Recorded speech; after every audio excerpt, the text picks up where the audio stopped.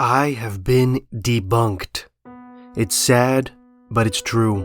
YouTube channel Richii has proven that democracy is a failed god, and Lavader is actually correct. Monarchism is misunderstood and based. In case you don't know the lore, a while back I made a response video to Lavader's video refuting misconceptions about monarchism. There's zero beef between me and Lavader, so it's not like this is an ongoing feud, but let me explain the disagreement. Lavader wants a semi-constitutional monarchy, so imagine the German Empire, where the monarch has substantial political power, kind of like a president but more powerful. I, on the other hand, support democracy, rule by the people. I don't really care if a country has a ceremonial king that doesn't really do anything, like the UK or the Netherlands. What I care about is we the people having a say in our government, including who leads the executive branch. Preferably someone we elect rather than someone who wins the birth lottery. There's a reason all the happiest, most successful countries in the world are democracies, and Monaco doesn't count. A couple months ago, Richii made a video response to my response, where he responds to my response to Lavader. His video now has more than 10,000 views, so I figure it's fair game to defend myself. This is what, why, how, and that's what the video's about. If you like this sort of thing, don't forget to like, subscribe, and check out patreon.com/whatwhyhow for early access to future videos. Now, I wish I could just play all of Richii's video and just react to it, but unfortunately, after I made this video, it turned out 100% of his audio was filled with copyrighted music, so I can't upload it. So I will instead re-record Richii's lines myself, thus debunking myself. If you want to hear the original video with Richii's audio, you can do so on my Patreon. Richii's introduction is pretty straightforward. He says he likes Lavader and is going to be responding to my arguments. Richii doesn't explain his own beliefs in detail in this video, but he says in his next video that he's a Christian monarchist. Like Lavader, he would also prefer a semi-constitutional monarchy where power is shared between a powerful king and a parliament. I do find it interesting that these monarchist types keep saying they want a semi-constitutional monarchy.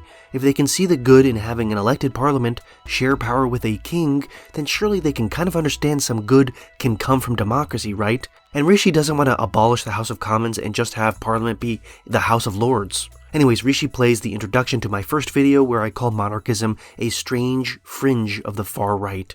Richii then says, "Ah yes, we're off to a great start. Now this is a clear case of poisoning the well, because whether he means far right in the solely political sense or not, when people hear far right, they think of Hitler, Mussolini, and so on and so forth. Whether this was done on purpose or not, still something which is somewhat slimy and should be pointed out as a case of poisoning the well, which biases viewers against a certain position right as they are about to hear the information or argument for that position. This is a weak criticism because monarchism is in fact a radical far-right political position in the year 2026. The very invention of the term right-wing came from those who wanted to preserve the church and the monarchy during the French Revolution. That was 200 years ago. Richii is British. His accent sounds a bit Irish to me, but he says that he wants to restore the British monarchy, so presumably he's British. The last time a British king removed a prime minister was 1834.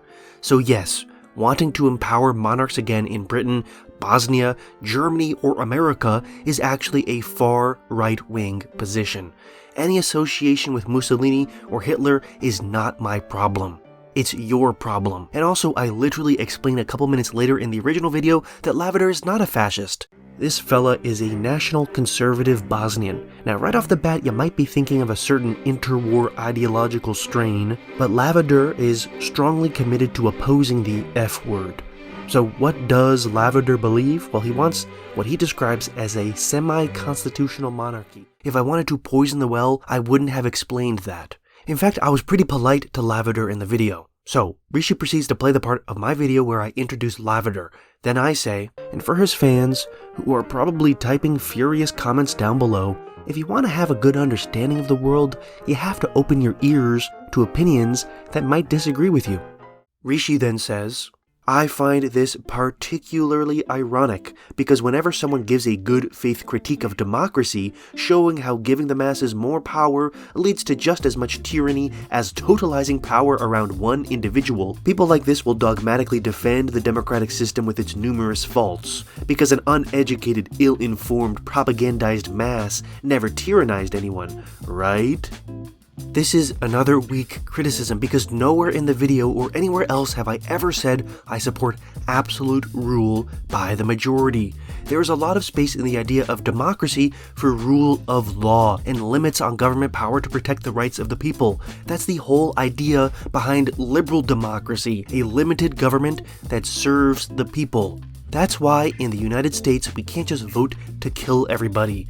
First of all, we have a representative democracy, so I don't know how they vote for that, but if they did, the law would be thrown out by the Supreme Court. Second, propagandized masses tyrannizing people is not unique to democracy.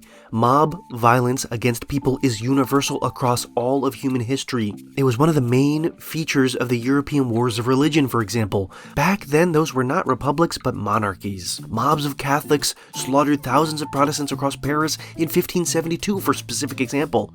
If you want to argue mob violence is more common under democratic governments than under monarchies, you need to actually provide data to back that up. This is another major problem I have with monarchists. They don't have data, they just have vibes and assumptions. Anyways, Richii plays a bit more of my video, including where I say, kings can be fun, they can be cool in movies, but I don't want a hereditary dynast to determine how much tax the government takes out of my paycheck or whether or not my country should go to war.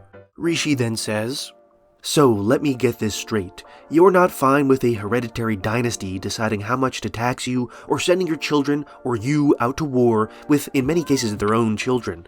But you're fine with a bunch of faceless ivory tower politicians backed by lobbyists, corpos, and non-government organizations taxing you and sending you or your children out to war over, in many cases, frivolous matters. All the while using all sorts of legal loopholes to prevent their children from going to war. And all of this is fine because, hey, at least we voted for it, guys. And before you say, well, I want a democracy without those things, I'm sorry to inform you, those are not bugs. Those are features of the current system. No, I'm not fine with that. And I don't believe those are features of democracy. They're obviously bugs, unless you believe Thomas Jefferson, James Madison, and Alexander Hamilton wanted corporate lobbyists to determine American foreign policy. Second, monarchists have the benefit of no modern, advanced nation-state being a monarchy, so they can attribute all the problems of modernity to democracy. I'm sorry to inform Richii, but faceless ivory tower politicians backed by lobbyists, corpos, and non-government organizations could also very easily be an aspect of monarchy. Again, the only real change these guys are proposing from the system of government of the United States today is to make the president more powerful and an inherited position. They're not trying to abolish the legislature or something. We just have to look at historical examples to again disprove the monarchists' bizarre claims about the immunity of monarchy to anything bad. I'm not even gonna touch the favoritism and corruption in the Russian imperial court or the influence of random yokel mystics on the actual government policy of Tsar Nicholas II. Let's just look at France, a Western country. A major reason why King Louis Philippe was overthrown was because he was so corrupt. How about Germany? Well, there are hundreds of articles about the influence of the arms manufacturing industry on the German Empire's government. For example, in 1898, Admiral von Tirpitz, together with the Krupp family in charge of the naval manufacturing industry, founded the Navy League to get the public and its elected politicians to support naval buildup. They published literally hundreds of thousands of newspapers and were a key force in driving Germany toward war. I talk about this in the original video, but randomly making the leader of the executive branch an inherited position won't solve the issue of corruption, because people are people. The solution to corruption is strong laws and a strong justice system that can hold politicians to account. If you have a powerful executive, you need a strong check on his power. Think about it. If a king becomes corrupt, what are you supposed to do? Prosecute him? That would cause a civil war. Anyways, Richii then plays the first section of my video. Since Lavader's first section of his video about monarchism is responding to the argument others make that monarchy is too expensive, I respond to that point. Ultimately, my argument is that But you know what, I'm wasting my breath because this whole conversation is stupid. Lavader is dragging the British monarch, whose chief power is attracting tourism, into the entire political category of monarchism and pretending the budget complaints about the milquetoast ceremonial costumed British kings are the same complaints people make about actual powerful monarchs like the corrupt king of Saudi Arabia. If I were to make a list of criticisms for powerful kings, the expenses are like the 20th worst part. Again, Lavader thinks kings should have actual political power, making the whole first section of your video on why this form of government is good, about how the British royals actually produce a profit in a democracy, is an act of argumentative laundering. Richii then says, well, yes, Lavader brings this up because it is a concern about monarchy that some have espoused, particularly British Republicans. As you said, it is one of the lower-ranking factors when overall considering monarchy. However, its importance in the discussion is increased because it is one of the easiest and most levied arguments against monarchy, increasing its need to be addressed. Honestly, you could have just saved myself, yourself, and everyone watching this video time by just ignoring this section of the video. It really didn't need to be addressed if you really thought it was some inconsequential argument compared to the larger problem of, oh my gosh, Lavader wants a king to have political power. But this is ironic, because if it's such a waste of time, he could have just skipped past it. Nobody is forcing him to watch this video, nobody's forcing him to make this video. I felt the need to address Lavader's argument because it's the very first argument he makes in his video about monarchy as a political system as a whole. He didn't have to put it first. Next I play a clip of Lavader saying, under monarchies, the monarch has to think in terms of his or her lifespan. If he taxes the nation into poverty in just a couple years, he'll become destitute. If he wants to pass the state to his children, he needs to have a long-time preference, because they are like owners of property. Since the state is theirs, they don't want to damage it and are encouraged to tax the minimum needed to achieve his desired living standards/goals, and then leave the rest of the economy to maximize its growth, so they can work on long-time projects that will affect positively the nation and don't cause problems for when their children will rule. In response, I say, okay, let's pause there for a second. If what he's saying is true, then there wouldn't ever be inflation or high taxes or debt in kingdoms, right? Since monarchs must act responsibly, right? Can you think of any example of a monarchy going into debt? I can. Kingdoms faced plenty of economic troubles throughout history. The most famous revolution that toppled a king, the French Revolution, was a direct response to the drastic financial situation the kings of France dragged their kingdom into. Richii then says, What? That's a very accurate impression, by the way. Do you think that the existence of debt, inflation, or high taxes is solely because a country's leader or monarch is irresponsible? Yes. Lavader did make the point that a monarch has to be responsible when taxing the nation so as to not tax into oblivion and only enough to maintain himself. However, the existence of high taxes, inflation, or debt does not mean that a leader is necessarily irresponsible, even in a democratic or republican sense. And I would disagree with Lavader if this was the point he was making. This is such a bizarre argument because he's desperately trying to misinterpret what I said. I said that if Lavader's argument were right, there wouldn't ever be inflation or high taxes or debt in kingdoms, right?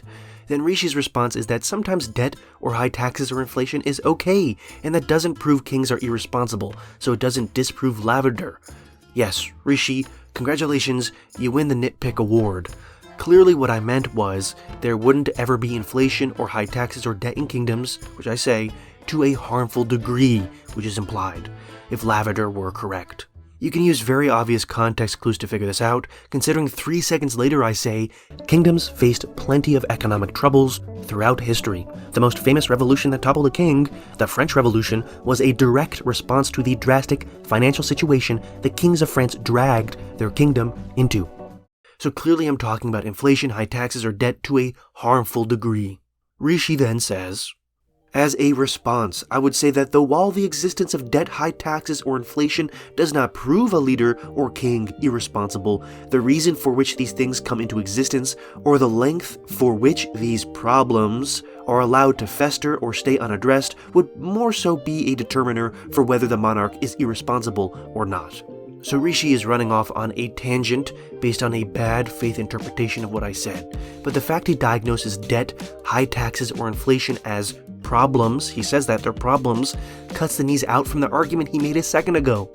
Let me explain. He says their existence does not prove a monarch is irresponsible. But if they're problems, which he says they're problems, then surely a monarch would be irresponsible for creating those problems in the first place through bad fiscal policy. A king, as the head of the government, is responsible for the debt of his kingdom and the taxes it imposes on the people. Where else would the taxes or the national debt come from? The king is also responsible much of the time for inflation, though maybe that's outside of his control. If these are problems, the king would therefore be irresponsible if he created them. If you want the king to not be irresponsible, then you can't also say these things, if they exist, are problems. The time duration is also such a weird measurement to force into this equation, rather than what is clearly implied in my original statement, which is whether these things are so great as to be harmful to the country. Richii keeps going. Additionally, the original point I think Lavader is getting at is not that unjust or high taxation will never happen under monarchy, but that it would be less likely. While Richii and other Lavader fans can pretend that Lavader didn't make absolute statements about monarchy, he did. He says, under monarchies, the monarch has to think in terms of his or her lifespan. That's an absolute statement. Around 6 minutes, he says, democratic leaders don't have to deal with the consequences of their actions. So to maximize their impact, they begin to spend as much money as quickly as possible before their term expires, thus destroying the whole nation. That's another absolute statement. Around 10 minutes, he also says, an heir makes politics and geopolitics much easier in that nation. Another absolute statement. Maybe you don't believe in absolutes. If you are so convinced monarchs will act more responsibly overall, as an average, not absolutely, okay fine, just prove it. Gather together a bunch of examples of monarchies and republics in similar situations and compare which governments acted more responsibly. But monarchists don't do this, because their ideology isn't based on actual data, but instead vibes and assumptions. Richii says next, to use Lavader's business analogy, if I owned a business and I wanted to pass it on to my kids, it doesn't mean that I would never make mistakes or put the company in debt, just that I would be less likely to take frivolous actions or engage in frivolous actions that would cause that in comparison to a random employee who doesn't own the company and who could just leave and go to another one if this one fails. Now, the quote is kind of messed up, but that's how he says it. Again, monarchists only have analogies. They don't have actual data. But you know what? Let's meet them where they are.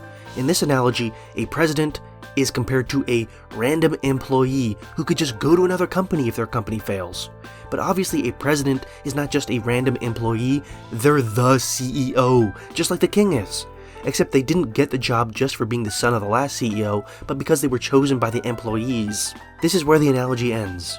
Because while a CEO could just go work at a supermarket or something if he drives his company to ruin, in real life a president can't just run away and go lead another government of a foreign country. Just like a king, a president is incentivized not to drive his country into ruin because it would hurt him and his family who live in that country. Another incentive that the president has is that politicians want to stay in power. In a democracy, if the president does a bad job, they can be voted out of office. Just like a board of directors can fire a crappy CEO. In order to get rid of a king, you have to launch a revolution. And also, I really dislike this whole thing of saying countries should be run like companies. Does anybody think that would be a good idea besides people who've never worked a real job with actual bosses? A company's purpose is to make money. A government's purpose is to serve its people. A government is not a company, it's a public service. Anyways, next I talk about the economic causes of the French Revolution. Richii then says, so, you see, the reason the French Revolution happened is due to the irresponsibility of the monarch, and that's a fair argument until you realize that one example of an irresponsible monarch does not debunk Lavader's claim. His is a generalized one. In general, the system of monarchy incentivizes more responsible leaders. You pointing to irresponsible monarchs does not debunk the claim. If I say being from Africa means you're going to have brown eyes, and you show me a blue-eyed African, it doesn't debunk my claim because it was a generalization of the population, not a specific statement about which amount of the population had brown eyes. Richii, I don't want to be mean, but this is a very bad argument. Lavader made an absolute claim. He said, under monarchies, the monarch has to think in terms of his or her lifespan. He makes a bunch of other absolute claims throughout the video, which I just listed. Richii just did the same thing but is confused about it. The example he provides is the statement, being from Africa means you're going to have brown eyes. That's not true. It's an absolute claim. Going to is different than likely to or probably will. Going to is absolute. So if someone from Africa has blue eyes, that means being from Africa does not mean you're gonna have brown eyes. This is basic logic. It's not a generalization of the population either, because Richii says being from Africa means you are going to have brown eyes. He's talking about a specific person, you. Richii is literally twisting basic logic and language to try to defend Lavader. Richii says next, to sufficiently debunk this claim, you would need to look at a selection of monarchs from history and look at which monarchs were greatly irresponsible and compare that to the greater selection of monarchs. No, that's not how you would disprove Lavader's claim, because Lavader's claim compares monarchies to republics, not irresponsible monarchs to the greater selection of monarchs. You would have to compare monarchies and republics in similar situations to see which behave more responsibly. And the burden of doing so, I hate to tell ya, falls on the group who wants to change the status quo, i.e. the monarchists. If you guys want the King of England to crack heads again, you need to prove why this would be a good thing, beyond just thin analogies and vague appeals to vibes. Next, Richii says, additionally, he went on to say that the French Revolution was further caused due to the king preferring to tax the commoners and not the aristocrats, when that is false. Louis XVI did want to tax the aristocrats, contrary to popular belief, and Louis did try to tax the aristocrats. For someone who claims to know so much and who learned in school, you seem to have missed this. Louis XIV, or the Sun King himself, was not opposed to taxing the aristocrats. However, he did not want to fall under the influence, and knowing that he could rule more freely and without constraints if he did not tax the aristocrats or the first and second estates, he was kind of deadlocked into taxing the commoners by them. It was only under the stress of wars he waged that he was able to tax the first and second estates.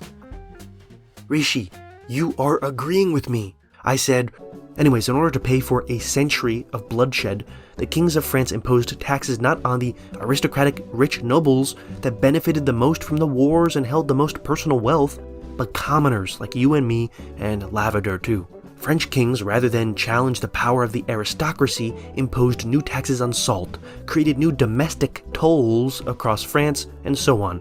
These taxes strangled the class of people in France that actually produced things of worth, the commoners, because the privileged nobility was literally excused from paying the tax. Richii's argument doesn't disagree with me. It aligns exactly with what I said. The next thing Richii says is, I would agree that starting wars, especially those with little gain, is irresponsible. However, the claim you make here is false. Both Louis XIV and XV were willing to tax the aristocrats, and were trying to do so, offering some concessions in order to get them to agree to pay taxes. However, the concessions were so numerous that the tax reforms were made useless. Even Louis the XVI, he mixed up which one, the king at the time of the French Revolution, faced the same problems trying to get the nobles to pay, but ultimately having to back down due to the powers the nobles had. The French Revolution is ultimately more the fault of the French aristocracy, aka the first and second estates, than it is the fault of the monarchy. While yes, the irresponsibility of King Louis XIV when it came to him aiding the independence of the American colonies and other wars he waged lies on him, more blame lies at the feet of the first and second estates who deadlocked the three Louis, consistently limiting them and getting in their way whenever they tried to properly address the problem. So half of this is Richii agreeing with me and not realizing it, and the other half is Richii blaming the aristocracy. You know what? That's fine with me. You can blame the aristocracy, but we are talking about the merits of systems of government, and the French old regime was defined by the existence of an aristocracy. If you think that's bad, then great. That's my argument.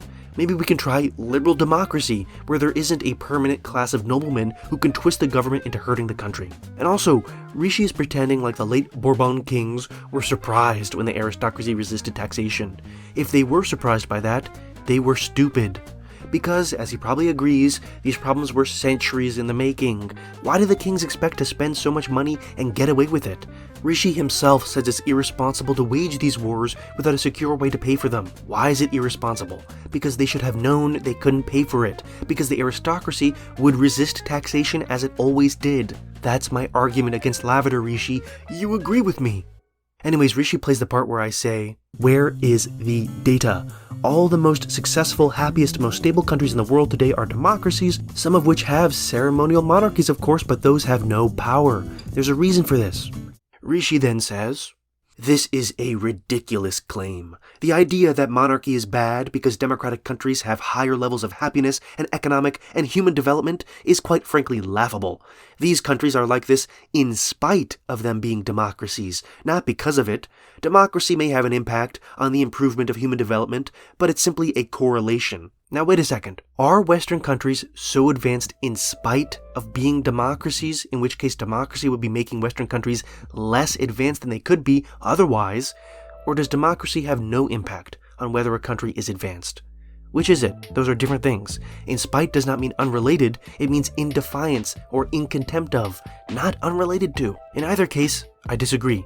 Having a government responsible to the people is better than having a government controlled by a small class of elites. That's why it's a bad thing when democracies are corrupted by the rich or the powerful, which Richii agrees with. It's not just bad because it violates our rights, which is bad, it's also bad because it produces bad results in societies at large, because the government no longer creates laws or pursues policies for the benefit of people as a whole, but instead a small oligarchy. Richii then says, human economic and social development can happen in spite of whether a country is a monarchy or democracy, and oftentimes this development is more hinging on other factors, like what philosophies, ideologies, or religion a society believes in. Well, I wonder what philosophy or ideology Western societies believe in. Is it perhaps the uppercase L, liberal enlightenment, which has been the defining feature of Western philosophy for generations? And you know what? I wish I could compare European monarchies to European republics, but in all the real countries with kings, they don't have power anymore. But you know what? Those countries seem to be doing a lot better now than when those kings did have power. Maybe you guys think that Europe isn't doing so well. If you rewind the clock 200 years, it was doing a lot worse back then. The only European countries that still have powerful kings are Liechtenstein, Monaco, and the Vatican, which are not real countries. They're tiny city-states, and we can't take the lessons there and apply them to real, actual nation-states. Richii then says, the Human Development Index which you use, first and foremost, is a creation of the Western world, which means the factors it values are in line with those that the Western political philosophies prioritize, like level of education, income, equality, and so on. Obviously, if you apply this Western standard to a country where Western ideals have no foothold, the results are going to be different than Western countries. What this further shows is that democracy or its results are not the causal factor for this happiness, but that it's just a correlate. The HDI, or Human Development Index, is a Western metric for success. Countries where Western political philosophies have more of a foothold tend to be more successful. Modern democracy comes from the Western political thought. Therefore, democracy is correlated with a high HDI level. And I must say, while you ask monarchists for data, most of the data you've presented so far is extremely faulty.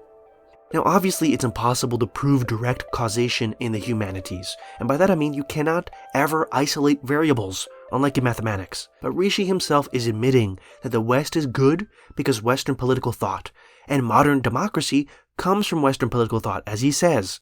Doesn't this suggest that modern democracy has some influence on the wealth and prosperity of the West? I know we're not doing so well these days, but we're doing better than other countries, which is why refugees keep coming here and all of Spain isn't fleeing to Morocco. But again, the burden is on you guys to prove abolishing all of our governments and adopting a king would make our lives better. None of you have done that, because it wouldn't. Anyways, Richii plays the part where I say, anyways, monarchists, where is your data?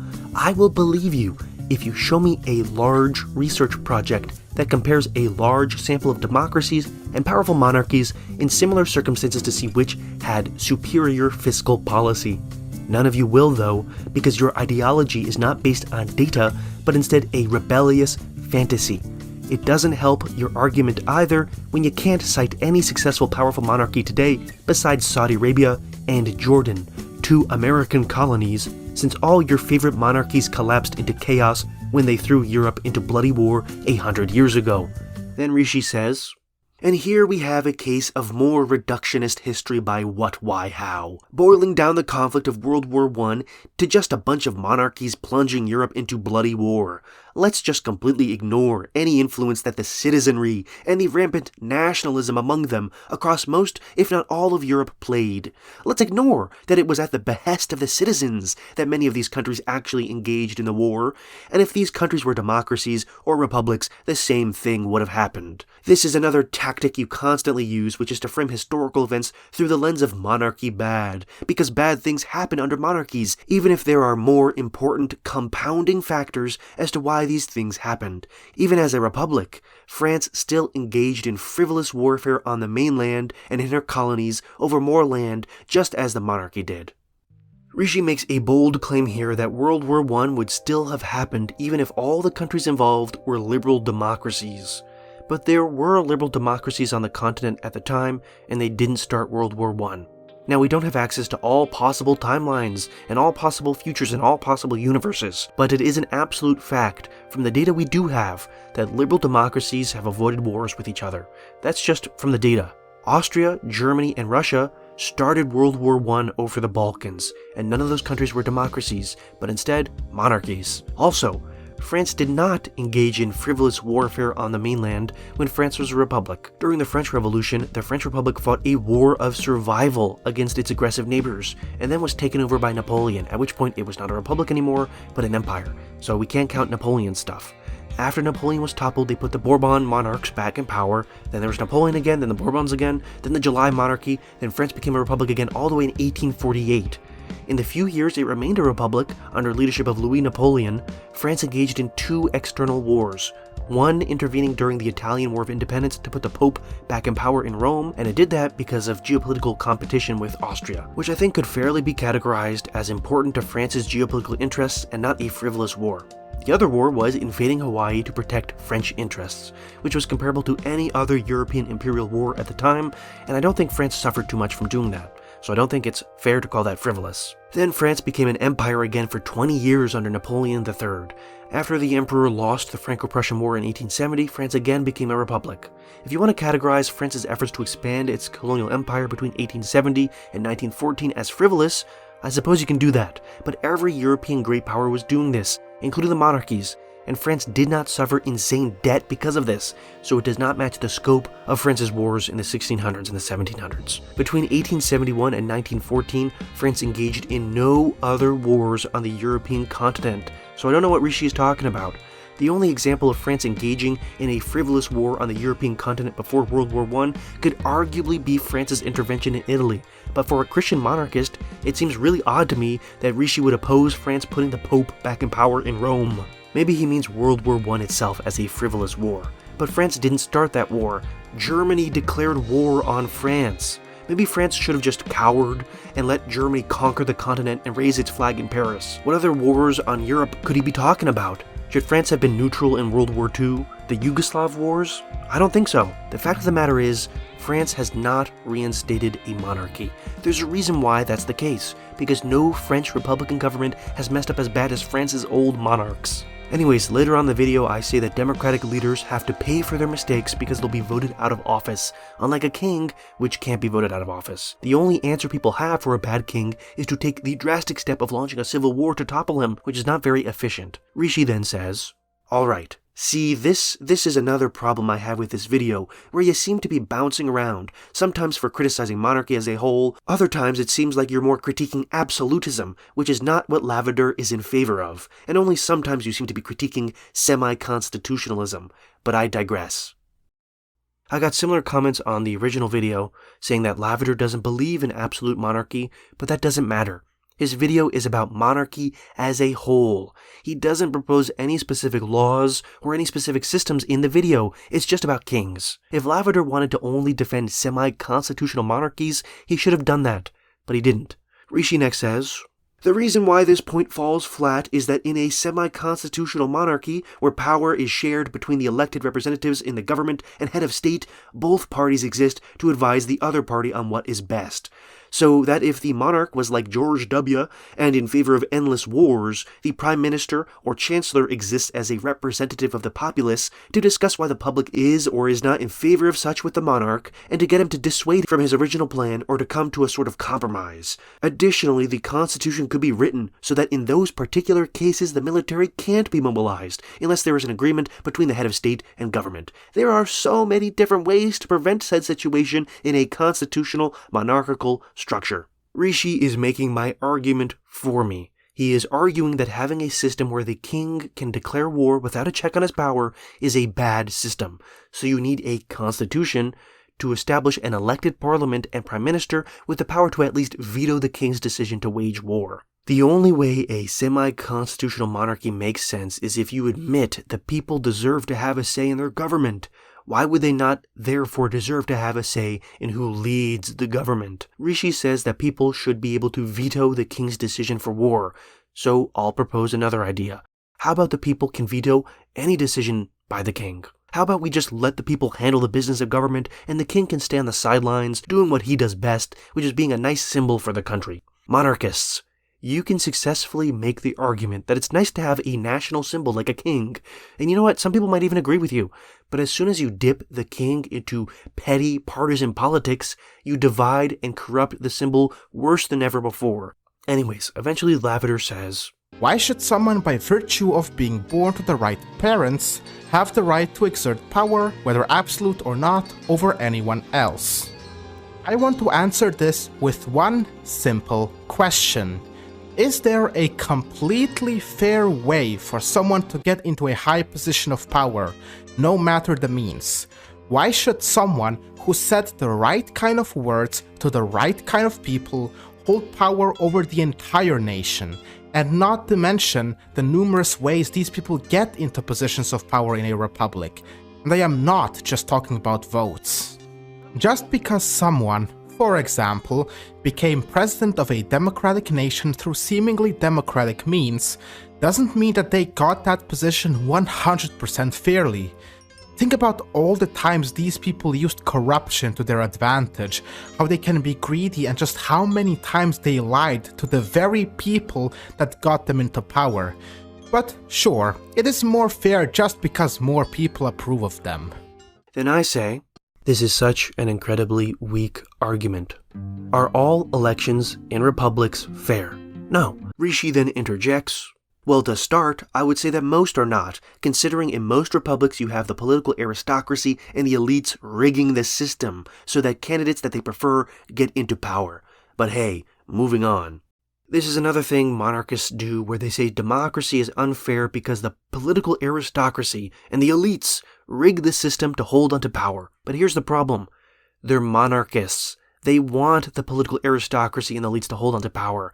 If that is bad, then monarchy, which institutionalizes dynastic control over the government, is even worse. In the original video I say this. As Lavader says, politicians can cheat and lie. But even if 1% of elections are fair, that's better than a monarchy where you have a 0% say in who the king is.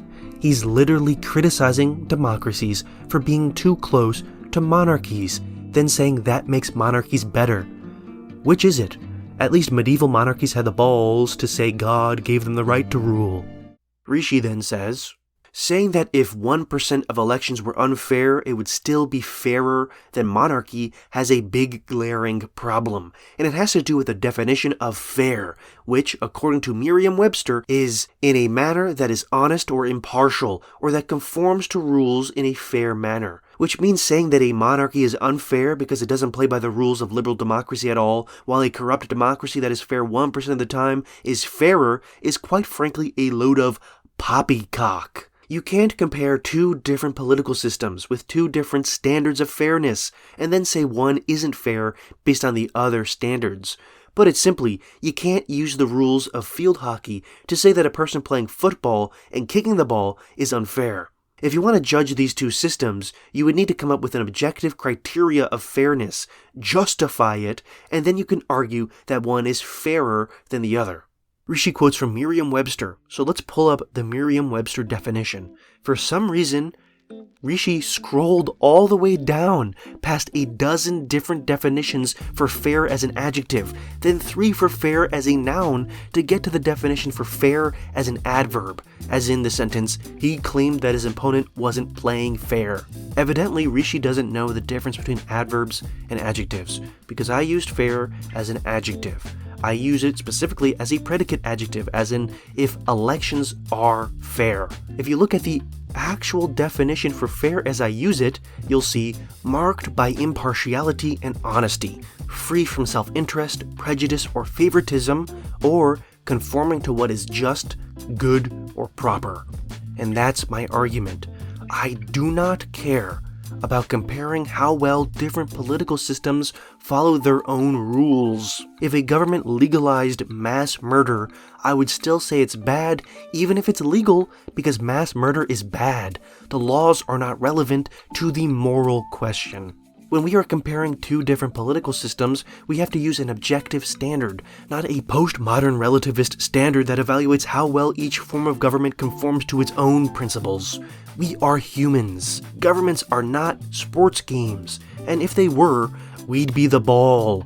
The government hits around us. It doesn't matter much to the ball whether it gets punted for a field goal or a try. What matters is how hard it's getting kicked. As I say a million times in the video, my argument is that it is just, good, or proper, i.e. fair, for people to have a say in their government, including who leads that government. If you set up a system of government, for example, where the law says the person who loses a vote wins the White House, I would say that is unfair, not because it doesn't follow the law, but because the law itself is unfair. So if 1% of elections are fair, that's better than a monarchy, because in a monarchy you have 0% say in who the king is. Again, Richii is a Christian monarchist, with presumably an objective view of morality, yet apparently has launched himself into post-modern moral relativism to try to argue against democracy. I literally say this next in the video. Also, Lavader does this thing where he confuses what fair means. When a politician cheats in democracy, it's unfair because they're twisting the rules. They're violating our right to have a say in who leads us. When a king inherits the throne, not on the basis of any actual personal merit, but just on his blood, nobody's twisting the rules. It's unfair because it's unjust. The rule book itself is rotten. A king should not have power because we, the people, those who make up this country, who have the inherent right to have a say in how our government is organized, did not give him that power. Richii in response says, Lavader is criticizing democracy for being unfair most of the time by its own rules, and saying that because monarchy follows its own rules more, it is better. First, Lavader never says that monarchy follows its own rules better, but even if it did, I don't care. Richii says, yes, he's saying that corrupt democracies are behaving like monarchies, and the reason why that is bad is because by democracy's own rules, a society which acts like a monarchy is bad. Richii, your latest video is literally about the difference between subjective and objective morality. How can you not understand that I'm making a claim about objective morality? You say you're a Christian, so you should therefore believe, as I do, in objective morality. I don't care which system follows its own rules better. I care about whether people have a say in their government. Next, Richii says, in other words, if I was promised a luxurious beachfront house, but I got a tiny home 20 meters from the beach, that would be worse than if I was promised a tiny crumbling shack in the woods and got a tiny crumbling shack in the woods. Lavader is pointing out that the reality in democratic systems is far away from what the system promised. Richii is confusing 2 separate things here. One is, what does the system promise, i.e. did the Airbnb guy lie to you? And 2 is, which Airbnb should we choose now that we know which Airbnb is better? If both are crumbling shacks in the woods and are equal, then sure, they're equally bad. But my argument is that democracy with 1% fair elections is better than monarchy. So if one shack were 1% better than the other, it's pretty obvious you should pick the one that is 1% better.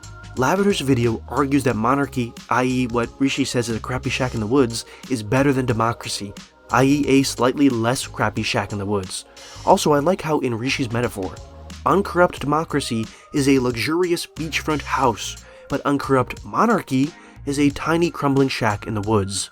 Thanks for making my argument for me. I support uncorrupt democracy, so luxurious beachfront houses. If monarchy will always be a crumbling shack, but we can get closer and closer to a luxurious beachfront house just by cracking down on election corruption and democracy, which is infinitely easier to do than restoring a monarchy, then I choose democracy. Richii next says, to expand upon my earlier point, I'll reveal another reason why this argument is hogwash. And it is because when he says the whole rulebook is rotten and the whole system is unjust, he's presupposing liberal democratic values, which, like I said earlier, he would have to justify in order to make this point. But alas, he fails to do so. Instead, all he does is make empty appeals to the people's intrinsic rights to, quote-unquote, have a say, which he fails to justify. Where does this right come from? Does it come from the government? In that case, they can just take it away. Does it come from nature? Well, in a secular worldview, nature has no brain, no conscience. It is more of a random force, so it can't give you rights. Or do these rights come from a greater intelligent being, a creator, like the American Constitution appeals to? In that case, the monarchist could simply also make that appeal. And here we have come full circle right back to the idea of the divine right of kings in all criteria which you could have proven that monarchy is unfair. You failed. All you've done is presuppose the liberal democratic values, which is the current status quo, which is fine. But you failed to justify why that should be the standard, and instead decided to make an empty appeal to the intrinsic right of the people to vote, failing to justify that as well. I have 3 responses to this. One is just a remark that I think arguing people don't have the right to have a say in their government won't win you guys any support. Maybe you don't care about getting more people to be monarchists, which would go against the whole premise of your YouTube videos, but I suppose would conform to your ideals. Because if people don't have a right to have a say in their government, then why are you guys bothering arguing about government? Who cares? You don't deserve a say in that government, including whether it's a monarchy.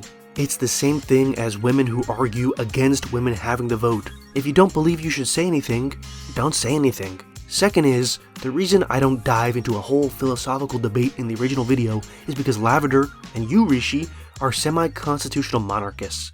You already believe people should vote, just not for a king, only for a parliament.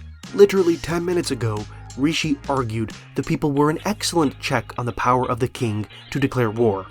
Richii, just take whatever reason you believe for that, for why people should vote for parliament too, and apply that to the king. You guys are halfway there. The true issue is you guys come from countries whose governments have been browbeaten by my government for 80 years, so you're desperate to scrape together some sense of national glory by resurrecting long-dead zombie institutions. I hate to tell ya, but it's not gonna work. Britain is not ever going to be a proud empire again. The best you can hope for is being a normal, functional country, and toppling your government and resurrecting the monarchy will not get you there. Third, let's talk about why you deserve rights even if you're a monarchist. Richii is a Christian, so I'll make the Christian argument for him. Lucky for him, all the Enlightenment philosophers were Christians too, so it's easy if you know the basics. Genesis says, "Then God said, let us make man in our image, after our likeness, and let them have dominion over the fish of the sea, and over the birds of the air, and over all the earth, and over every creeping thing that creeps upon the earth." So God created man in his own image. In the image of God he created him, male and female, he created them. And God blessed them, and God said to them, "Be fruitful and multiply, and fill the earth, and subdue it, and have dominion over the fish of the sea, and over the birds of the air, and over every living thing that moves upon the earth." So God not only created us in his own image, but he created us to be sovereign in this world. We all, as human beings, inherit that sovereignty by nature of our inherent humanity. None of us are created with greater inherent value than the other. Nobody has a greater right to sovereignty than anyone else. Therefore, the only way another human can rightfully have sovereignty over us is if we agree to it. Anything else would be theft, wouldn't it? They'd be stealing our sovereignty. The only legitimate basis for government is therefore the consent of the governed, i.e. we the people. The only way to ensure the people give their consent is through democracy.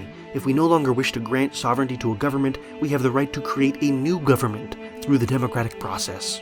A monarchist can also appeal to God, or the Bible, or universal morality or something for the merits of monarchy.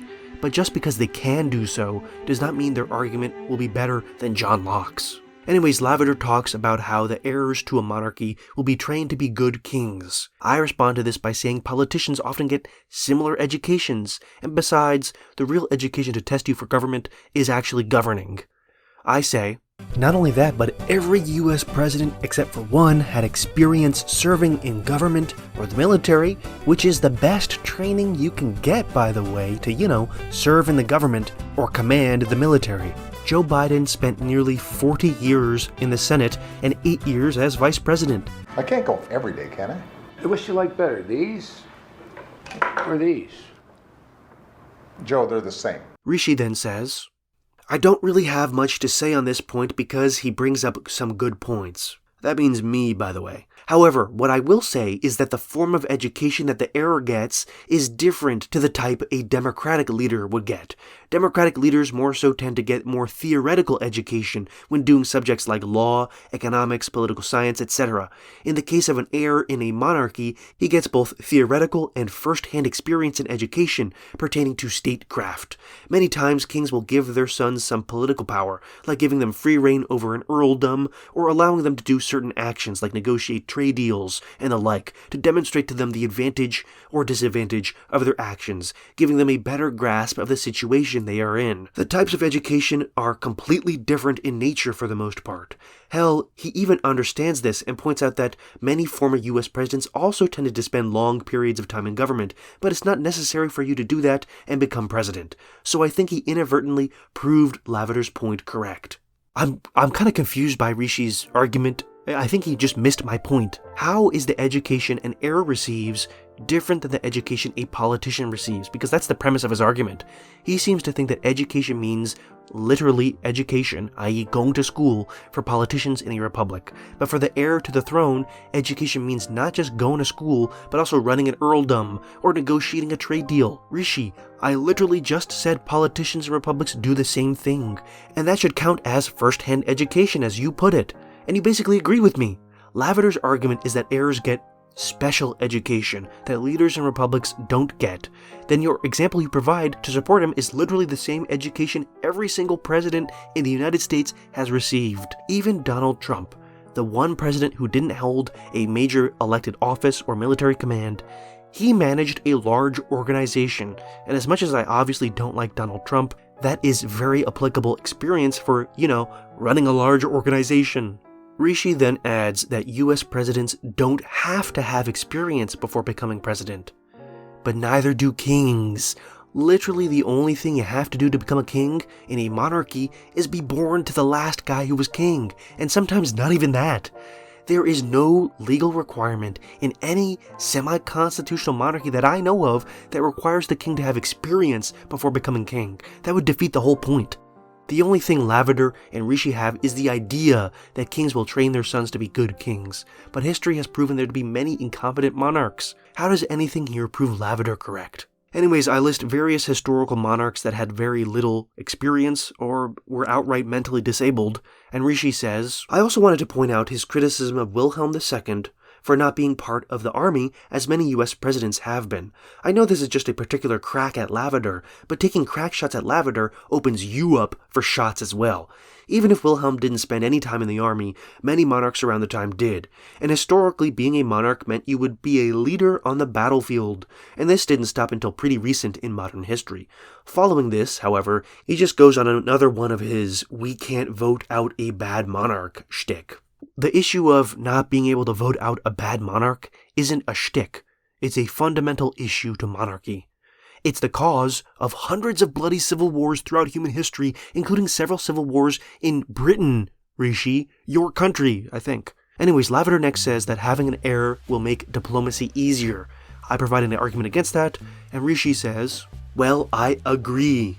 He's agreeing with me, by the way. Knowing who the leader is going to be does not necessarily make leading a state easier. It does alleviate a good handful of problems. A knowledge of the heir could make things easier because there would be an understanding of his wants and desires, his temperament, attitudes, etc., which would make it easier for the head of government to work with him in a semi-constitutional monarchy. You know, the form of government that you're supposed to be criticizing. Goodness gracious, I've been constantly repeating myself. All the examples you bring up to show that people in government for long periods of time can get stubborn and stuck in their ways and cause serious damage or undo strategies years in the making are in absolutist monarchies.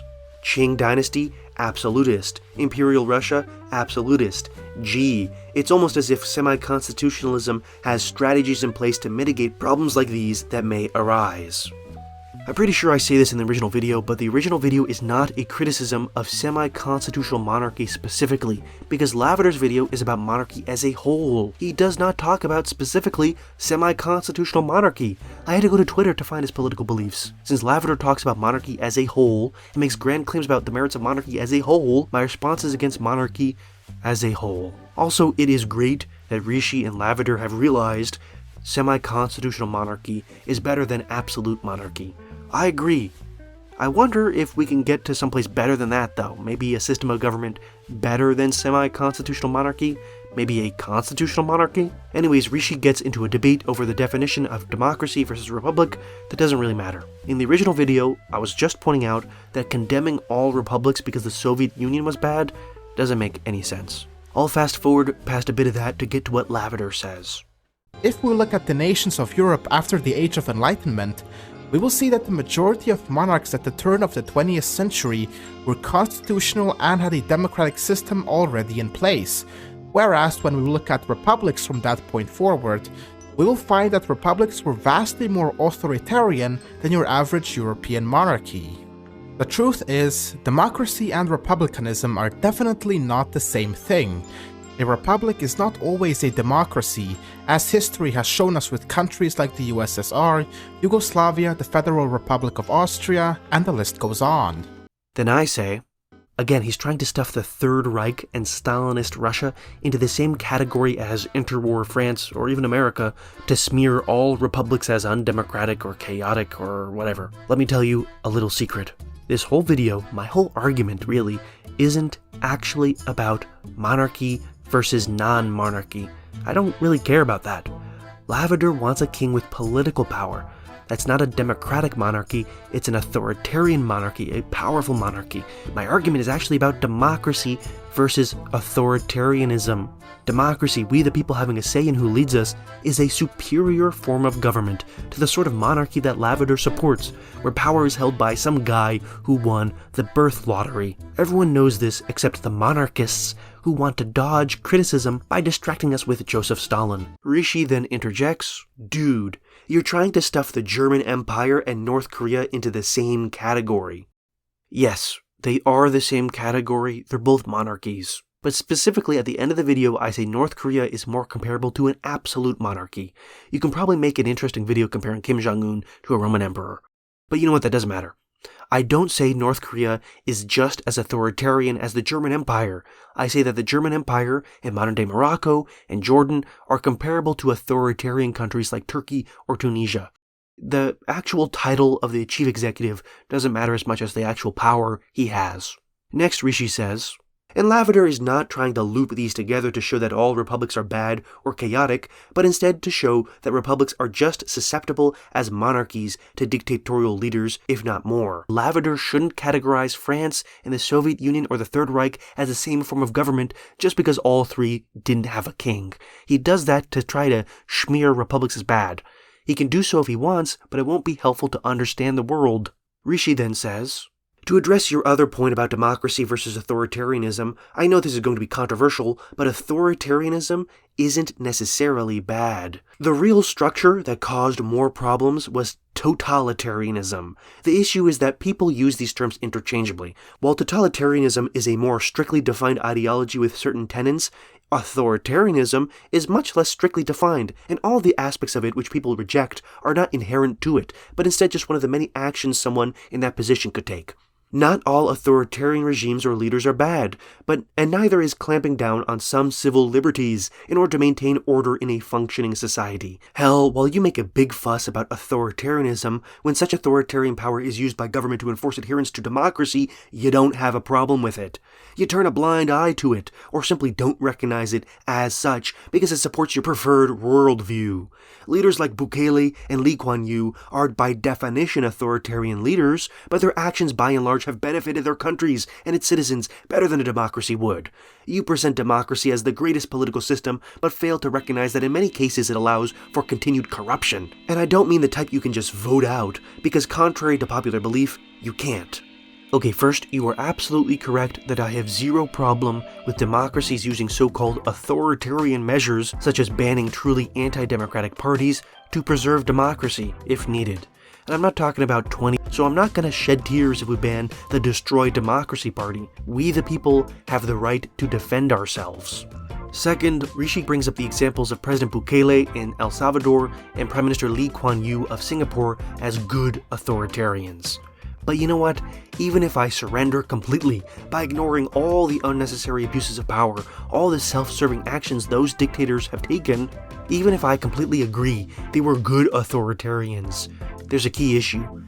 El Salvador and Singapore were not functional countries when they took control. You might think America or Germany or Britain or Bosnia are not doing so well, which sure, you know what, they're not doing very well. But they're not in the same universe compared to El Salvador a couple years ago or Singapore back in the 1950s. Whatever lessons there exist from those countries cannot be applied to our countries. And third, while you can cherry pick examples of two conservative authoritarians you like, the fact of the matter is, you don't actually get to choose what type of dictator you get in real life. I imagine Richii doesn't like communism. What if you roll the dice and your dictator is a communist? What then? What if you get your conservative-based Chad dictator for 3 years, and then a communist comes along and uses those same exact powers to lock you up for disagreeing with race Marxism or whatever you're scared of? Richii next starts talking about Socrates. And while I liked my classical philosophy college class, I hate to tell you that Socrates' lessons about the merits of political systems are not really applicable to gigantic modern-day nation-states, considering the fact he lived 2,500 years ago in a slave society in a city with a population comparable to Boise, Idaho. Anyways, next comes one of the worst mistakes Richii makes. Lavader says, By definition, democracy is, quote, a system of government in which the people of a country can elect their representatives, and that is exactly how democracy works in monarchies. While the people cannot vote for the head of state, i.e. the king, they can still very much vote for their representatives, like the prime minister, members of parliament, and also the leaders of their local administration, and then these representatives will work alongside the king to ensure the stability of the country. And I say, very funny to say monarchies are democratic, people just can't vote for the king. Yeah, the king is kind of important, don't you think? If the king wasn't important, then why are you a monarchist? It is not a democracy if the people have absolutely zero say in a huge part of their government. Then Richii says, yes, we know it's not a democracy, which is why he said that monarchies can be democratic. Very good impression, meaning the people do have a say in the operation of their government to some extent. Richii gets really angry about the word democratic for some reason. But here's the thing. I use the word democratic. Lavader doesn't say semi-constitutional monarchy is just democratic. He says that is exactly how democracy works in monarchies. Lavader uses the term democracy, not democratic. He says democracy can work within a monarchy. I still stand by my argument that it's ironic to say democracy can work within a monarchy when the king is unelected. That's kind of the most important job, don't you think? Richii continues, and of course, we recognize the king is an important part of the system because semi-constitutionalism recognizes the problem with both democracy and absolutist monarchy and uses a mixture of both to control and counteract each other.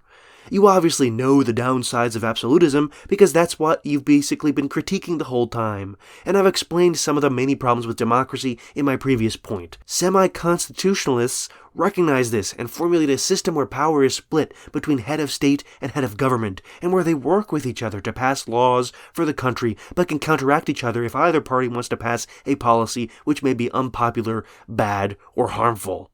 The issue is that, while an elected head of government has a legitimate position on policy, an unelected king does not have a legitimate position. If the king says some policy is bad or harmful, I wouldn't believe him. Why should I trust him? It is a fact that every person is self-interested. Politicians are self-interested too, but with a democratic republic, the people have the ability to fire those self-interested politicians if they produce a bad result. If a king messes up, he doesn't suffer. The people do. Let's say, for example, here's an example. In a semi-constitutional monarchy, the country is in debt. The government has two options: tax the estate of the royal family, or raise taxes on regular people. If there are no externalities, like the people rising up and chopping off the king's head, and if the amount of money raised would be equal between the two options, which option do you think the king is going to support? Which option do you think elected politicians who answer to the people will support? Which option do you think is best? Second, Richii seems to really like the idea of balancing power between a head of state and a head of government, but half the democratic republics in the world already do that. France, for example, has both a president and a prime minister to balance each other. Anyways, Lavader next says monarchy is less corrupt, with no data. I point out that monarchy itself is inherently corrupt because the people don't have a say in who the king is. And Richii next says, I don't understand monarchy because monarchy is like a business, as Curtis Yarvin says. We already talked about this, so I'll just repeat my response. I don't want my government to be run like a business. I want my government to be run like a public service. Richii then says, to some extent, when you bitch and moan about how all monarchs are corrupt because they get money, palaces, paintings, and in general wealth, all because some monarch before them won some war, you've basically admitted to some extent that any wealth and somewhat successful family business is intrinsically corrupt. Because why does the heir to the multi-million-dollar family business deserve to get all the wealth that he does simply because he was born to the right family and with the right last name? First, Richii, you're free to categorize people's objections to monarchy as bitching and moaning, but considering the fact your own country has a history of chopping the heads off kings that say the same thing, maybe you should consider what the people want.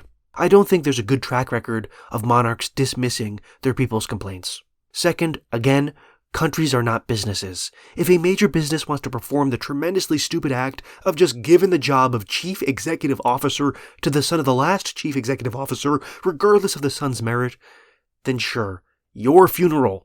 If the company crashes, it sucks for the employees, but at least they can find another job, and a business is private. Maybe there should be some rules there, but that's a separate conversation. The difference is, the stake with governments is thousands of times greater, because if a government messes up and drives the country to ruin, people die. Unlike businesses, governments are public. We all have a stake in the government doing well. Governments are not personal property of the leader of the executive branch. They are the common wealth of the people in the country. We can't just all run to another country, and it would be bad if we had to. You guys are semi-constitutionalists. You don't actually believe governments should be run like private businesses since you believe there should be an elected parliament. So stop weakening your arguments by clumsily paraphrasing 1-minute TikToks from Curtis Yarvin. Next, Richii says, I should also address your comment about the idea that a monarch's only source of legitimacy is force. One, that's not true. But even if it was, so what? I think you should take a look into force doctrine. All of our government and society is held up and held together by force. Rights are not real. They're imaginary concepts that only exist in our brain. And the only way to actualize them and maintain them is through the enforcement by the state. Laws only work because the police use guns and weapons to enforce them. This idea that using force is this oh-so-horrible thing is so dumb. Everybody knows governments exist through use of force. The question is whether or not that force is legitimate. We can both agree there is a moral difference between a street gang kidnapping you and the government placing you under arrest. I argue in the video, and I do so now, that there is no moral difference between a king and a mafioso. The only difference is one wears a crown. You keep comparing monarchy to a private business, which I agree with. That's why monarchy is bad. Here's an example. Let's say Amazon.com hired mercenaries to kidnap you. They put you on trial for violating some rule Jeff Bezos came up with, then sentenced you to a century of labor in the Amazon fulfillment center with zero pay. Presumably, you'd think that was bad. If monarchies are the same as private businesses, then a monarch's right to use force is just the same as Amazon.com's. Now you might say it would be wrong for any government or anybody to sentence you to a century of slavery, whether there's a king, a CEO, or a president at the top of the pyramid. If you think that, you think human rights are real. But Richii says that human rights aren't real. They don't exist. They're just imaginary concepts that only exist between our ears and nowhere else. Let's just look at the most simplest of all human rights, the right to live. Rights exist in relation to people and the government, so the right to live doesn't mean you have some right not to get struck by lightning. It means the cops or your neighbor can't just execute you on the street. Richii, you're a Christian. God commands us not to murder each other. The right to life is just the mirror image of that commandment. They mean the same thing. Richii believes in human rights, he just doesn't realize it. Next I say monarchs are above the law, and Richii says, He does know that not all monarchs, even in quote-unquote absolute monarchies, are not above the law, right? The only examples of monarchs being subject to the law are in constitutional monarchies where the king does not have power. You guys want a semi-constitutional monarchy. And in those forms of government, the king is either legally immune, according to the law itself, or they are practically immune based on the system of government, since they are the lifetime chief executive and there is no legal mechanism to remove them. The only way to remove a powerful, corrupt king from power is through a revolution or a coup. I cannot think of any example of any powerful monarch being prosecuted for any crime without being forced from power. For example, through an armed occupation, a revolution, or a coup. You might think of Leopold II of Belgium, but 1, he wasn't that powerful, and 2, he wasn't prosecuted. We shouldn't have to throw the country into chaos just to secure justice. If you think a king should be held guilty for a crime and removed from office, I agree with you, but you would then believe that people should have a say in who the king should be, which goes against the whole point of having a powerful unelected king. Anyways, Lavader says that being a king is a real big burden, that they're actually slaves, and we should really feel sorry for kings. To which I said that if being a king is so bad, then princes would never fight civil wars to claim the throne, and once they claimed the throne, they'd be begging to resign. In fact, they'd be fighting civil wars to stick the other guy with the job. Richii says, I guess we're scraping the bottom of the barrel here. While the reasons why one would fight wars to claim the throne despite the difficulty being king would present are numerous, a person can still fight to claim a position of power in a hierarchy despite the difficulty that comes with that position. For example, no one would disagree that generally being a boss or CEO is particularly difficult. Despite that, in a business, those eligible for the position will still compete amongst themselves for that position because they feel they are the most qualified individual. It's not just a will to power, it's a will to competency. The point Lavader is making about remembering that the position of a king is difficult next time you envy him is more so pointed at the average person who just sees the position as nothing but luxury, power, and wealth. Kinda like you. He's talking about me. Whereas to those who are knowledgeable of the position and understand what it entails, and who are more qualified, may compete for that position because they may think that the other party is less prepared or inclined to take up that position.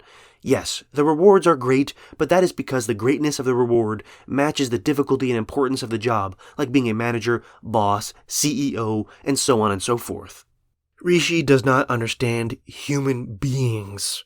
The reason people want to be CEO is because being a CEO pays really, really well. They might like their work, but notice that nobody ever pays the company to be CEO. If the work were so great, they'd be giving away millions to be CEO instead of being paid millions to be CEO. The only example you can find of CEOs turning down salaries is when they're already rich and can get some other benefit they value more than money, or in response to a major crisis. For example, Bob Iger turned down his salary during COVID-19 because Disney practically shut down, and if he kept his salary, the company would suffer, and because he was already so rich. So again, while being a CEO isn't an easy job, they get paid a lot of money to do it. If being a boss or a king sucked so bad, there's an easy solution: resign from office. Also, Richii says, a person can still fight to claim a position of power in a hierarchy despite the difficulty that comes with that position. I never said they couldn't. I said being a king is not like being a slave. Otherwise, princes would fight civil wars to be slaves and not kings. Clearly, being a king is not as bad as being a slave, like Lavader says. I don't know why it's so hard to accept this. I don't know why it's so controversial to say that kings benefit from being kings. Also, Richii does not understand the meaning of the phrase will to power. A will to power is a drive to take power. Richii says it's not just a will to power, but a will to competency. That doesn't make sense. A will to competency would be a drive to become competent at something. He says people want power because they think they'll be better than someone else. But you're just describing a will to power again. You're just describing a reason for it.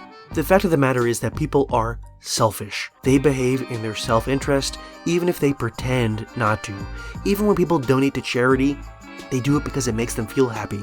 Richii understands this, which is why he supports authoritarian governments to control the selfish population from destroying itself. If people are selfish, then why would a king, who is a human being, be immune to selfishness? Kings are humans. They will behave in their self-interest, which, if there is no way to control them, will not align with the interest of we the people. That's why having rule of law, having elections to fire bad politicians, having balance in the government is so important. Anyways, near the end of the video I point out that every monarchist is just fantasizing about a gigachad conservative Christian king that agrees with them, whereas if they were truly monarchists, they'd have no say in who the king is, and the king might be a liberal hippie who disagrees with you and campaigns nonstop for affirmative action or seventh wave feminism or something like that. Based on their own principles, monarchists would have to be okay with that. Because after all, the king has secret wisdom that nobody else has, and is absolutely necessary for the well-being of the government. Richii says, well, firstly, monarchists aren't conservatives. That refers to people who want to conserve the status quo. We're just generally right-wing. Secondly, yes, and I'm sure most monarchists have thought about this because it's a really easy question to answer once you have knowledge of history and think more than 5 frickin' seconds. If the king was a hippie who didn't take his position seriously, there's a whole system called the royal family. The royal family could assert pressure on that individual, either to take his role and do what is expected, which is in the Western concept to showcase Christian values, or they could depose him, or push abdication, and replace him with a better alternative. You know, something we've seen multiple times in history. I must also note that the political climate we're in now is drastically different from those of previous ages where more violent force was needed. In the modern period, we can use more soft forms of force or power, which is why something like a deposed heir leaving, amassing an army, and coming back to take back his crown is going to be highly unlikely. These are the worst arguments he makes in the whole video. First, yes, monarchists are conservative. You yourself say that if the king were a liberal hippie, he should be overthrown and replaced by someone that showcases Christian values. The reason you believe this is because you're conservative. The difference between right-wing and conservative only exists in methodology. For example, it's a bit weird to call Mussolini a conservative because he was a revolutionary who pursued radical change. Second, this is an absolutely terrible response to my hypothetical because it cuts the knees out of his own argument. He is saying that if the king is a liberal hippie, then his family should depose him or replace him, i.e. like through a coup. So his solution to bad kings is not for the people to have any say in who the king is, but apparently for the royal family to do it. What if the royal family is also made up of liberal hippies, which surely should be expected in the year 2026? But Richii says the royal family trying to force a king out of office won't cause a civil war because we live in the modern era. But modernity didn't filter down from the heavens in 1919. It was made by human beings and is a result of our political systems. If you drag us back to a period where kings have political power, we wouldn't be in the modern era anymore, and there is no actual reason why your proposal wouldn't cause a civil war. The reason why pressuring Edward VIII out of office didn't cause a civil war is because Edward VIII didn't have political power. If he actually commanded armies, then it would be an entirely different scenario. This is why functional democratic republics are superior, because if we get a bad president, we can vote him out of office or impeach him, and the military is loyal not to the man, but to the Constitution.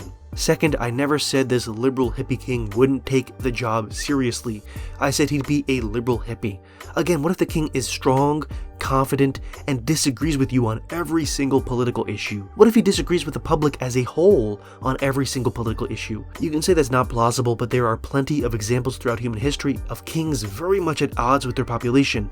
The result often is civil war. Now in Richii's example, the royal family tries to pressure the king to abdicate the throne, even supporting a rival prince they like more. Under a semi-constitutional monarchy, they wouldn't have the power to fire the king. They could pressure him, but they don't have the power to fire him, because if they did have that power, it's no longer a semi-constitutional monarchy, but a semi-constitutional oligarchy. So the king could just ignore the royal family, which he has the power to do. He could also use all his other powers to drag the country in whatever direction he wants. He could even be at odds with the parliament. This, again, has been the cause of many civil wars in human history. Wouldn't it be better to have some way for the people to vote out this liberal, hippie, crazy king? Even in Richii's example, the royal family can pressure him to abdicate, so he agrees someone should pressure the king to abdicate. Why does the royal family, including random cousins without any personal merit, have a greater say in who the king should be than the millions of people who live in the country? Anyways, in the original video I say, what if the king dies when his son is an infant? History is full of kingdoms splitting apart into civil war over who should inherit the throne, or who should control little baby infant kings. Richii says, as for succession, this isn't a hard problem to fix. I guess he should have told all those kings throughout human history, right? All that is needed is some common sense succession laws, something that most kingdoms didn't have written on paper, which is what allowed for all of these wars and kingdom splits. If we wanted to avoid situations like Louis the Sun King, or Richard II, or Edward V, or Edward VI, we can make succession laws that detail what actions should be taken in the event of these certain situations happening. For example, we could make a law where, then he goes on and so forth for a while.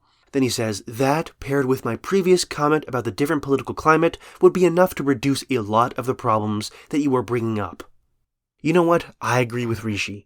The parliament should have the power to get together and write a law deciding who should be king.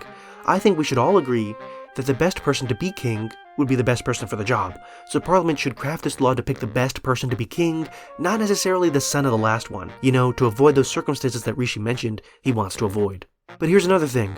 There's an issue not just with kings that are too young, but also kings that are too old and senile for the job. In that case, we should have some sort of term limit on the king, to prevent them from staying in office too long, past the time when he's the best person for the job. Someone else might reveal themselves to be a better person for the job, actually. So every few years, I think the parliament should write this law anew.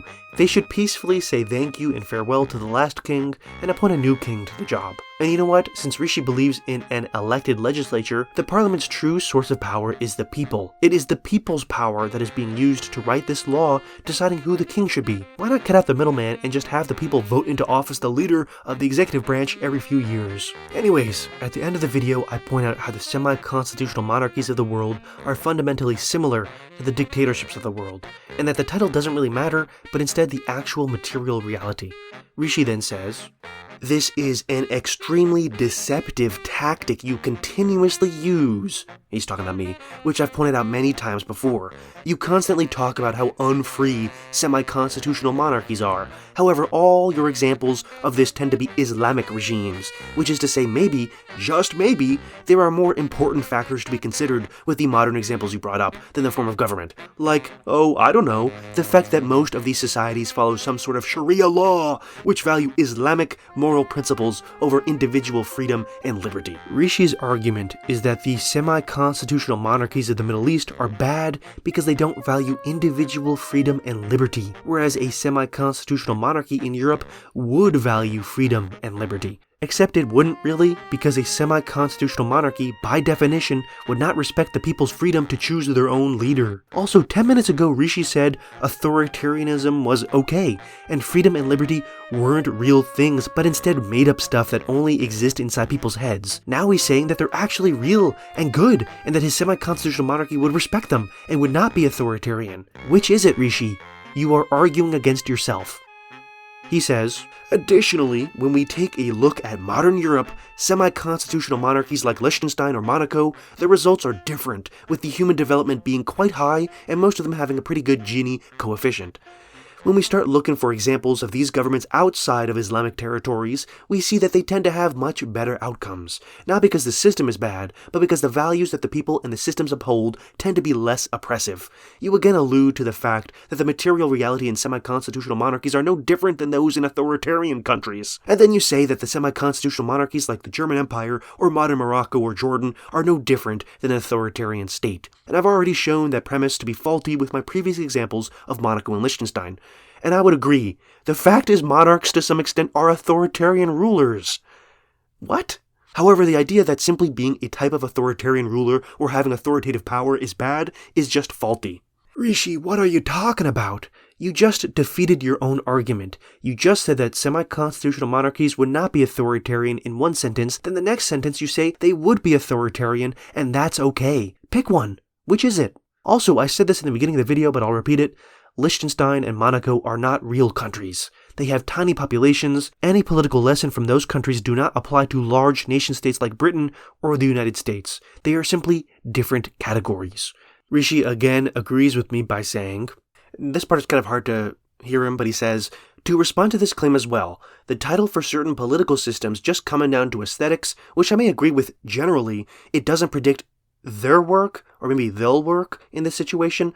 The relationship between a country's citizenry and their monarch is clearly different than that of citizens and an authoritarian dictator. Dictators often rule by fear, suppression, and might, because their position as such is insecure, and their only source of legitimacy comes from the power they will wield to suppress any opposition. In contrast, the monarch's legitimacy can and does have various sources, the most obvious of which is the idea that God gives the monarch legitimacy, like you mentioned. He's talking about me. Another source of legitimacy is the formerly mentioned family business model, where the monarch has legitimacy because he is the most senior heir of the man or family which started the kingdom. Additionally, another source of legitimacy is the people. It is the case that many times in history, the people of a country are the ones who ask for their monarchy to be reinstated, viewing the existence of it as much more preferable than without, like England with Charles II or France with Louis XVIII. There are even cases where countries founded as republics eventually wanted to install a monarchy and invited certain foreign noblemen or princes to take the throne. But then and now, the support of the citizenry for a monarchy and of that monarch is a source of legitimacy. The same goes for absolute monarchies. Richii is again proving my argument for me by listing all the ways monarchs can attain legitimacy, including being the son of the last guy, being the favorite of the people, being chosen by God, and so on. All of these apply to dictators. Plenty of dictators have sourced their legitimacy from those same exact things. Also, why are we pretending kings didn't use fear to hold on to power? Obviously they did, otherwise no Republican or no liberal throughout human history would ever be punished by a monarchy. And I'll tell you what, after the Napoleonic Wars, the monarchs of Europe were doing a lot of punishment. Why is Richii still arguing this point? He agrees that semi-constitutional monarchs are authoritarian. He just says it's good. He literally says this right afterwards. Like I said before, authoritarianism isn't necessarily bad. The government uses it all the time, specifically when it wants to enforce its preferred ideology or to preserve a status quo, like the present liberal democratic one. Even when the government enforces law, it utilizes authoritarianism. The difference is that you don't recognize such actions as authoritarianism because you are preferential towards them, which is fair. I will say again, what you're actually calling out is totalitarianism, the idea of surrounding all power to one individual, which I will point out again is not the key feature of monarchies in general, but is more so a feature of absolutism, which is not what Lavader is advocating for. Now he actually says which is not what Lavader is not advocating for, but he meant which is not what Lavader is advocating for. We already talked about why authoritarianism is not good earlier, and we already talked about how Lavader isn't arguing for any specific type of monarch, but for monarchy as a whole, which includes absolutist monarchies, but I want to point out that a government enforcing a law, a just law, is not authoritarianism, because in a system of government that is not authoritarian, you have the right to a trial, you have the right to defend yourself, you have the right to a reasonable punishment if you're convicted, and fundamentally the law that's punishing you was written in the first place on behalf and with the consent of the people. Richii is diluting the term authoritarian, so it just means when the government does a thing. That's not what it means. At the end of the video, I make another appeal to your rights as a human being, which Richii says I don't justify. So I justified them earlier in this video using the Christian framework just for Richii's benefit. I also say that one benefit of democracy is that people can vote for what they believe is good for themselves. Richii then says, okay, but what is the good? The moral, or what moral or ethical worldview are we using to define the good? With the appeal you're making here, why can't I just define good as whatever maximizes pleasure? Let's just say that maximizing pleasure for both men and women, including allowing people to grope another person if you find them attractive. If we put that into law, why would that be bad? You can't tell me that because all you do is just make vague appeals to the status quo without justifying anything. This video isn't about the meaning of the good. But presumably Richii also believes that randomly groping women is bad, in which case I'll say the reason I believe that it is bad is the exact same reason Richii believes it's bad, because it hurts the person. So I'll also add that you have the right not to be randomly groped. The benefit of having a functional country that enshrines the rights of human beings into law is that people who randomly assault others can be punished under the full extent of the law. I then talk about the fundamental ideals of democracy, and Richii says, "This is such a childish view of democracy. For someone who talks about how monarchists paint an idealist picture of some Chad Christian king, you're doing the equivalent of that with democracy as we speak, where all the people are smart and know what is good for them and vote for representatives who will duly carry out their sacred duty with no outside influence other than their electors." Nope, you don't need people to be smart or representatives to duly carry out their sacred duty all the time for democracy to work all right. You need people to have a good sense of what is good for themselves, and you need the ability to punish representatives who fail to carry out their duty. If you have those things, your democracy will work reasonably well. Furthermore, this is the basis of my argument. This is the point of democracy. When democracy doesn't work, it's a corruption of democracy, and it's something I'm arguing against. When the monarch isn't a Chad Christian patriot, it isn't a corruption of monarchy, because the whole point of monarchy is to trust in the ability of the king to lead the nation just from being born to that position. Richii's system of the royal family toppling a king he doesn't like isn't a fundamental part of monarchy. It isn't the basis of monarchism, it is a corruption of monarchism. Same thing with checking the power of the king with an elected parliament and a constitution. The only way monarchism would even get close to working is if it is corrupted to be closer to democracy, because democracy is a superior form of government. Richii basically repeats his argument again. What you think is best for yourself is going to be determined by what values you presuppose. When swaths of the population have different presuppositions about what good is, let alone what is good for them, problems are going to arise. It's not just about people being stupid, which I do think a lot of them are, but alternatively, it's that there are varying presuppositions held by different groups that are incompatible, and some of these philosophical presuppositions are going to be more correct than others. So this idealized view you have of democracy is very faulty. After this, he goes off on another rant. He's talking about me, which I won't respond to, since at the time of editing this video, it's over an hour long. Luckily for Richii, there's a way for democracy to handle when different parts of the population have different ideas of what is good for them. It's not a big challenge. The people choose their representatives. The representatives then get together in a big room and they negotiate. If the majority agree to something, well hey, maybe that's what's best for the majority of the country. Maybe. It's a good measurement, it's not perfect, but it's better than just what one guy decides. Luckily for people with minority viewpoints, for example monarchists, we can have a constitutional protection on your views, so the majority won't just vote to deprive you of your rights. Richii then says in his conclusion, "So let's just jump into the conclusion. Ultimately, my point with this video wasn't necessarily to show that monarchy was a better system. I just have to make that clear, because I know some people in the comments are going to point out that I did what White House said I'd do as a monarchist and not bring statistics or data. No, the point of the video was to show democracy at best is equal to monarchy, as well as defending Lavader and semi-constitutionalism as a position by showing how all the data that White House uses is either misinterpreted, has additional factors to be considered, or are just faulty. Because you can criticize others for not bringing data, but if all the data you bring is faulty, you're in no better position. Additionally, I want to show how philosophically he has no justification for why democracy is good or should be done other than vague appeals to my rights, which he also has not justified. Really and truly, to win this argument, I actually don't have to prove monarchy's better. All I have to do is prove that democracy is as good as monarchy. And at that point, all it comes down to is just what your preference is. It is hilarious that Richii ends his video with, "It just comes down to your preference," in regards to whether democracy or monarchy is better. Oh, so people should choose which one they think is better. That's what democracy is.